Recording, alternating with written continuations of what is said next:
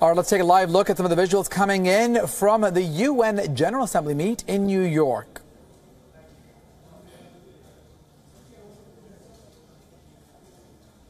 There we see Sushma Swaraj there, India's External Affairs Ministry, walking in there. She'll be hosting a slew of meetings, bilateral and trilateral meetings. Of course, she's going to be talking about climate change, terror, and UN reform.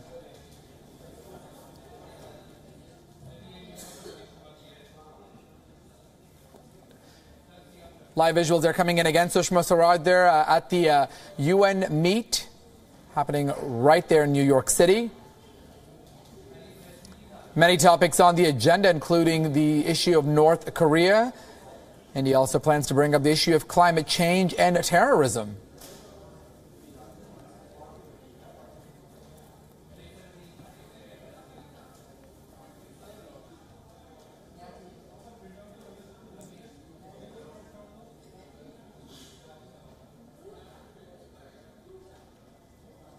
There we see Sushma Swaraj there walking in. You see U.S. President Donald Trump, Nikki Haley as well. We'll, of course, cut into any speeches as and when they do come in.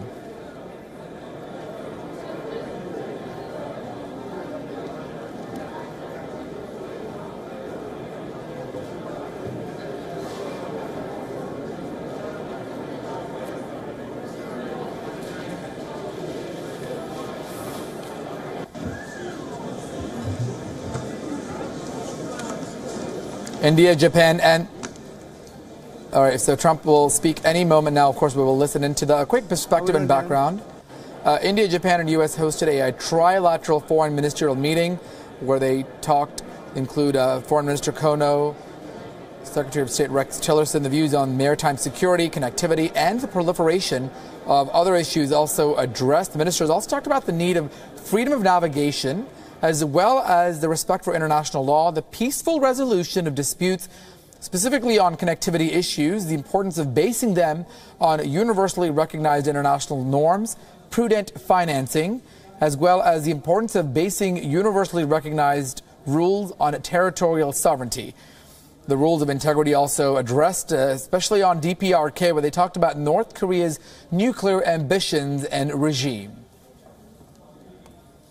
On DPRK, they specifically said that those should be held accountable. The three ministers directed their officials to explore practical steps to enhance cooperation.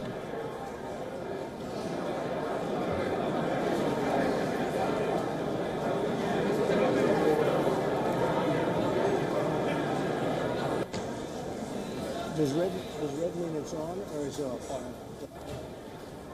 Right there we see U.S. President Donald Trump. Right next to him we have the ambassador to the United Nations, Nikki Haley.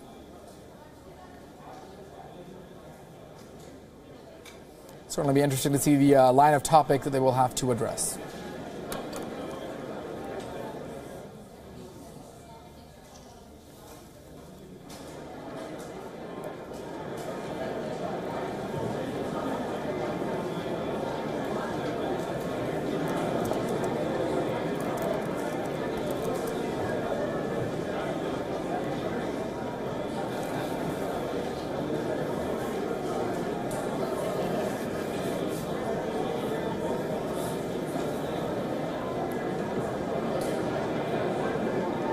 There you see U.S. President Donald Trump. This will be his first UN General Assembly session, discussing with Nikki Haley there, the ambassador.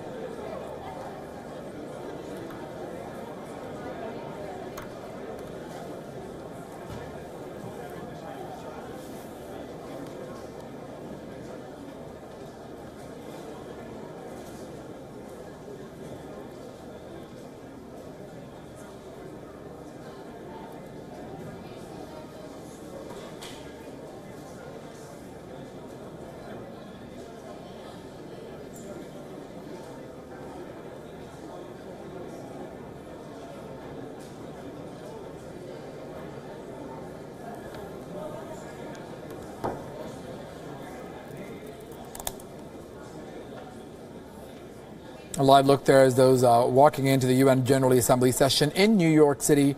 See how many of the world leaders they're assembling on the stage. U.S. President Donald Trump, as well as Sushma Swaraj, a short while ago making her way into the session.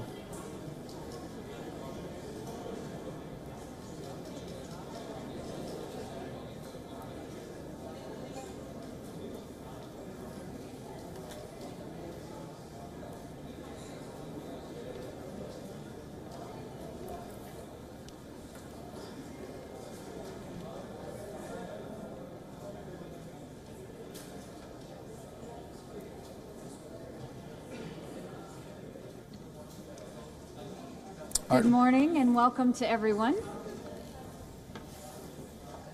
Thank you and welcome to an event that shows it truly is a new day at the United Nations. I thank you very much for being here. You should know that we had to get a bigger room to accommodate everyone here today, and that's a good problem. And that is one of the greatest signs of hope for the United Nations that we've seen since I've been here. The Declaration of Support for United Nations Reform began as a way to give momentum to Secretary General Guterres' efforts to bring greater efficiency, accountability, and transparency to the UN. We thought that having member states put their names on a document would help ensure that these goals don't remain just words, but become a part of the culture of the UN. The response that we've had has been nothing short of fantastic. 128 nations have signed on to the declaration as of this morning, and we're still counting. That is a supermajority. I thank our co-hosts today, our friends from Canada, Germany, Indonesia, Japan, Jordan, Niger, Rwanda, Senegal, Slovakia, Thailand, the United Kingdom, and Uruguay. Most of all, I thank all of you. The fact that so many are committed to seeing the United Nations succeed is gratifying. It is a sign not only that change is desperately needed, but that it will be achieved. You are the reason change is coming to the UN. It is now my honor to introduce someone who is no stranger to change. Donald Trump has a businessman's eye for seeing potential, and he sees great potential, not just in this reform movement, but in the United Nations itself. He shares your commitment to creating a more effective advocate for peace, security, and human rights. We are deeply grateful he has taken the time to be with us today. Ladies and gentlemen, President Donald J. Trump. Well, thank you very much. Thank you.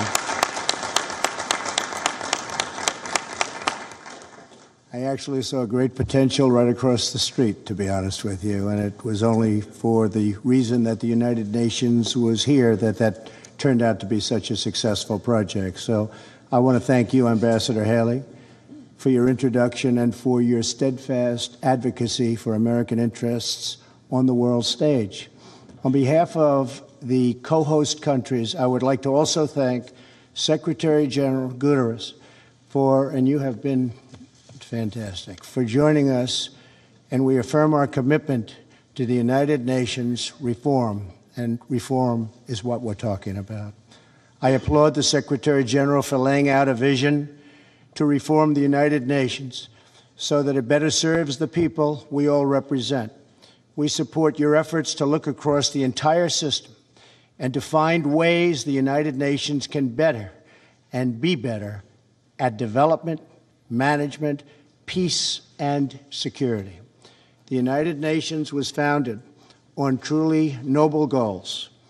These include affirming the dignity and worth of the human person and striving for international peace.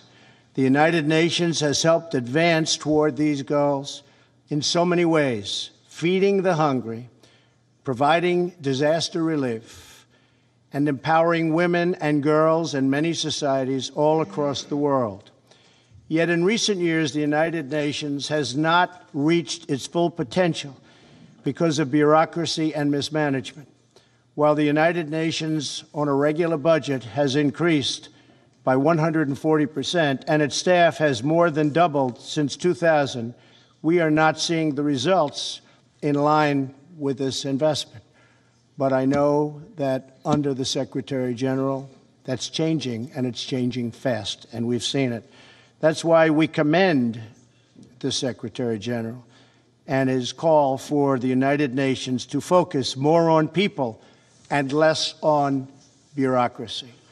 We seek a United Nations that regains the trust of the people around the world. In order to achieve this, the United Nations must hold every level of management accountable, protect whistleblowers, and focus on results rather than on process.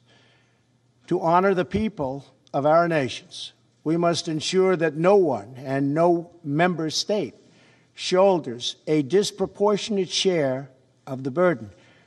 and that's militarily or financially.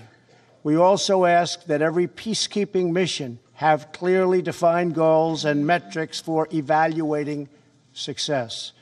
They deserve to see the value in the United Nations, and it is our job to show it to them. We encourage the Secretary General to fully use his authority to cut through the bureaucracy, reform outdated systems, and make firm decisions to advance the UN's core mission. Further, we encourage all member states to look at ways to take bold stands at the United Nations with an eye toward changing business as usual and not being beholden to ways of the past which were not working. Mr. Secretary General, the United States and the member states present today support this great reform vision. We pledge to be partners in your work, and I am confident that if we work together and champion truly bold reforms, the United Nations will emerge as a stronger, more effective, more just, and greater force for peace and harmony in the world. Thank you, Mr. Secretary General, and I look forward to advancing these shared goals in the years to come, and it is a great honor to be with you today. Thank you.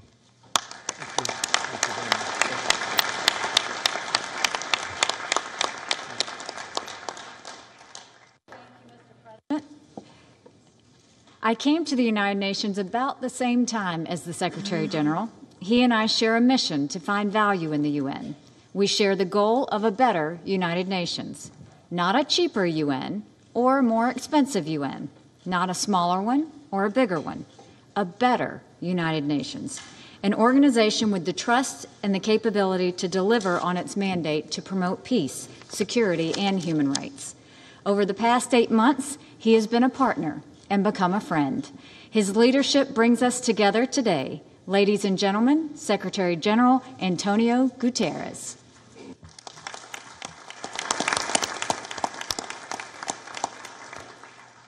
Mr. President, thank you very much for your engagement and your support. And I also thank Ambassador Haley for her leadership, her partnership, and her commitment. And I'm very grateful to all the leaders here today. Excellencies, ladies and gentlemen, someone recently asked what keeps me up at night. And my answer was simple: bureaucracy. Fragmented structures, Byzantine procedures, and endless red tape. Someone out to undermine the UN could not have come up with a better way to do it than by imposing some of the rules we have created ourselves. I even sometimes ask myself whether there was a conspiracy to make our rules exactly what they need to be for us not to be effective. But above all, let us never forget that we are here to serve the people. People suffering in poverty or exclusion, people victimized by conflict, people whose rights and dignity are being denied, but also people with ideas and dreams who need a helping hand. Reform is for them. But reform is all for the hard-working taxpayers who underwrite all the crucial work we do. And reform is for everyone serving under the UN flag, all of whom deserve the conditions to do their vital job. To serve the people we support and the people who support us, we must be nimble and effective, flexible and efficient. And we must do so keenly aware of our obligation to live up to the values of the United Nations Charter. Together, we are making progress on a broad and bold reform agenda to strengthen the United Nations. We have launched a game-changing strategy to end sexual exploitation and abuse. We have embarked on plans to achieve gender parity in the UN, to protect whistleblowers and strengthen counter-terrorism structures. And we are reforming our peace and security architecture to ensure we are stronger in prevention, more agile in mediation, and more effective and cost-effective in peacekeeping operations.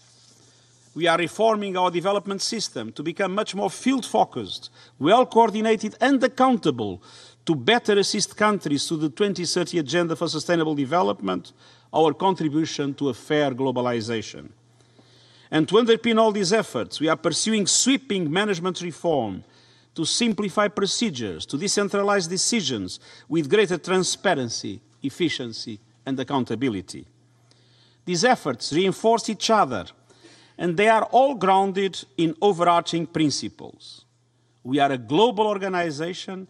90% of our personnel serve in the field, and we need to bring decision-making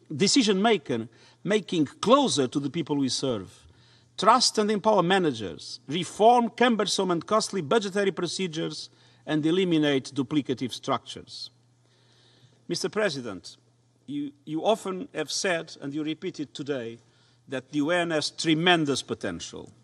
All of us have the responsibility to make sure we live up to it.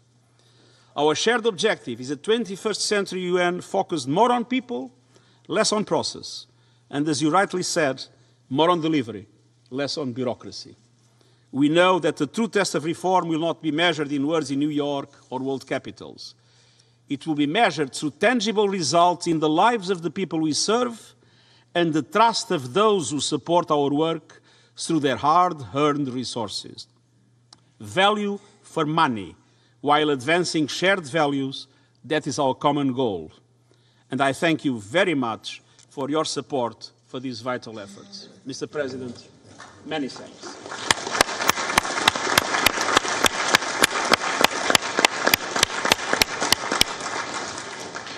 Thank you, Mr. President and Mr. Secretary General. Today is a great day, but it's the beginning of a process, not the end. There are 193 members of the United Nations. That means there are about 70 member states out there that have not yet signed the Declaration of Support for United Nations reform. Our mission leaving here today is to not be satisfied with less than a complete consensus on this reform agenda. We are always stronger when we speak with one voice, and the future of this institution is worth the extra mile. Our goal is to convince the delegations that have not yet signed the Declaration to join the effort for a more efficient, accountable, and transparent UN. The United States believes we can make history by coming together as a true global community for reform. In the coming weeks and months, we will be considering the Secretary General's broader vision. This is an opportunity for all of us to seize this moment and ensure that the United Nations remains relevant. We must challenge traditional mindsets, inertia, and resistance to change. We will do this together. I hope we can count on your help. Thank you again, and let's make it a new day at the United Nations.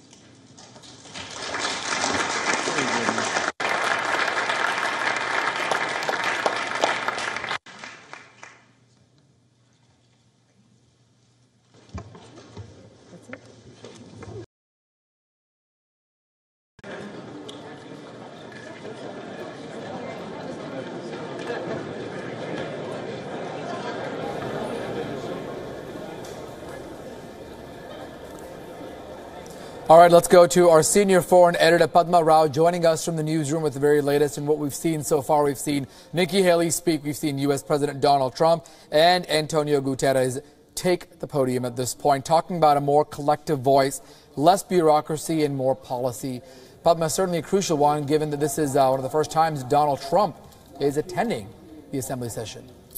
Yes, certainly it is, but we must keep in mind that this is the same president who has been threatening cuts in the United States support of the United Nations. As you know, the United States is the largest contributor to the United Nations, and President Donald Trump has been threatening cuts. The U.S. continues to owe millions of dollars in back payments as a member of the United Nations. Some of those back payments were even reduced by the United Nations to facilitate the United States to pay. So and also President Trump referring to, there must be greater responsibility of the member states in operations such as peacekeeping operations. I think as far as India is concerned, India is at the very forefront of those peacekeeping operations, indeed all over Africa and in many other parts of the world where there are conflicts.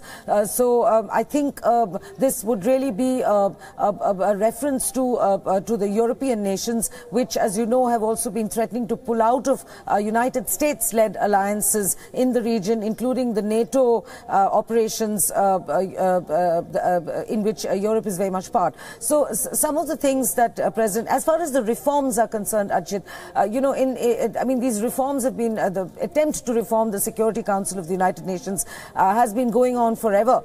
In fact, one of the Italian presidents of the steering committee that was overlooking called it a never-ending working group, because the question has, every time it's addressed, there are vetoes that come up. It's very, very unlikely that this is going to happen overnight, just at President Trump's urging the United Nations to do so. As far as bureaucracy is concerned, he is absolutely right. The United Nations is an over-bloated bureaucracy, and it's just, bloated further and further over the many years I've covered it. So certainly there needs to be something done. But how they're going to do that without involving staff cuts across the world, especially in conflict areas where their presence is needed, remains to be seen. All right, Padma, we'll come back to you in a minute. Let me also go to our correspondent, Ramesh Ramachandran, joining us from the newsroom as well. Sushma Swaraj, we saw her earlier on, also going to be in attendance at the General Assembly session there. What exactly is India's viewpoint? I mean, there's going to be bilaterals, trilaterals as well, Ramesh. I mean, certainly climate change and terror certainly high up on the agenda there.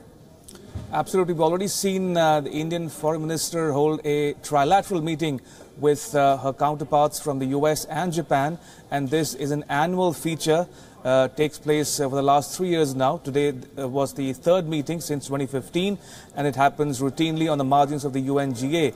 But that said, the immediate context for the trilateral was the situation obtaining in the Indo-Pacific region, which is of utmost concern to all three countries, namely India, Japan and the US. And there are also bilateral meetings scheduled between her and her counterparts from countries such as Bhutan and other European partners. So clearly a full packed schedule for the minister in New York, and as she begins to prepare to deliver her address on the 23rd evening India time.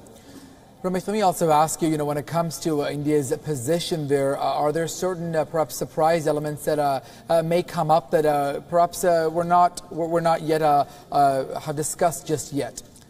Well, if the past is any indicator, Archit, India can be expected to focus on the issue of terrorism, especially cross-border terrorism emanating from India's immediate neighborhood. Remember last year, right, when Minister addressed the UNGA, she spoke about terrorism, especially in light of the attack at Uri. And this year, too, one can expect her to continue the conversation with all the 192 members of the UN family, as it were. And in addition to other issues such as the situation obtaining in the Indo-Pacific region, security of the sea lanes of communication, and so on and so forth. So the entire gamut of bilateral, regional and global issues can be expected to figure in her address to the UNGA this year as well. Absolutely. All right, let me bring Padma Rao also back in, our senior foreign editor. Padma, it's hard to believe it's already been a year since the last one, but of course the issue of terrorism is still front and center. I mean, how important is it for India to address this at this gathering of leaders, Trump's maiden one, when it comes to India as it combats Pakistan, when it comes to fighting terrorism? I think the whole question of support to India over the kind of terrorism India faces is not likely to be addressed or dealt with directly by the United Nations. I do believe that the United Nations is urgently in need of very, very basic reform to start with. And unless that reform happens, and as long as you have allies of Pakistan, like China, sitting in the Security Council armed with a veto, and as long as you have new and shifting geopolitical alliances all over the world, and in all of which the 5 veto-bearing powers of the Security Council are involved in one way or another, I don't see any really strong or affirmative action coming from, at least from the United Nations as a world body, to India over the question of terrorism, which is primarily sponsored by Pakistan in India's case.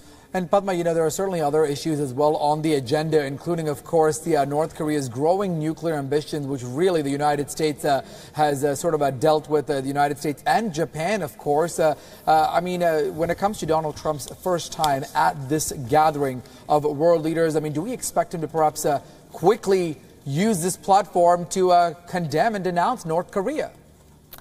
Yes, certainly. I mean, everyone is going to go hammer and tongs at North Korea, of course, beginning with the United States and certainly Japan, which has seen, which has experienced a couple of scares in the recent weeks with missiles flying over Japan and all kinds of threats emanating from Pyongyang. But having said that, I don't think countries like India, which have traditionally taken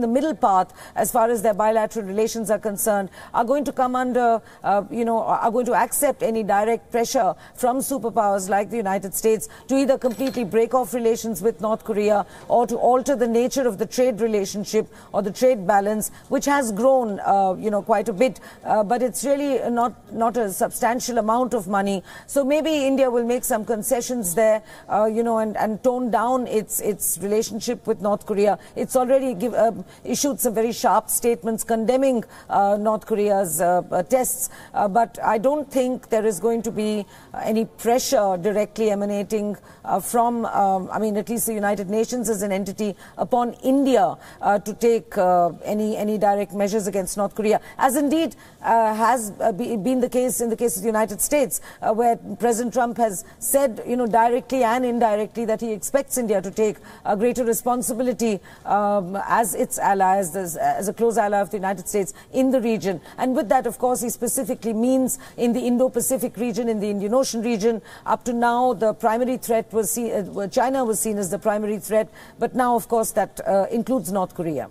Absolutely, very interesting there as well. Really quickly, let me also go to Ramesh, getting some closing perspective there. Ramesh, also about climate change. I mean, the U.S. pulling out of the Paris Climate Accord, and now, of course, India possibly to bring that up into the discussion at the UNGA. How much do you think climate change will be given importance at this session? It is something which can be expected to be very much firmly on India's agenda. Remember, Prime Minister Modi, for his part, has spoken about climate justice.